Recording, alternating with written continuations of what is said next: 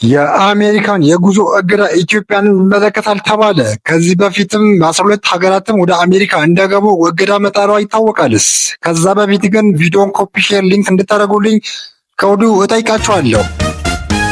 አሜሪካ የጉዞ እገዳ ኢትዮጵያንም ይመለከታል ተባለ። በውጭ ጉዳይ ሚኒስትር ማርኮ ሩቢዮ የተፈረመ ለዲፕሎማቶቹ የተዘጋጀ ሰነድ ያስቀመጠው ዜጎቻቸው ላይ እገዳ ሊጣልባቸው ከታሰቡትም 36 ሀገራትን ዝርዝርም ሰፍሯል። እገዳው ተግባራዊ ከመሆኑም በፊትም ሀገራቱ የሚጠበቅባቸው መመዘኛና ማስተካከያ እንደሚያደርጉ ለሁለት ወር ጊዜያትም እንደሚሰጣቸውም ተጠቅሷል።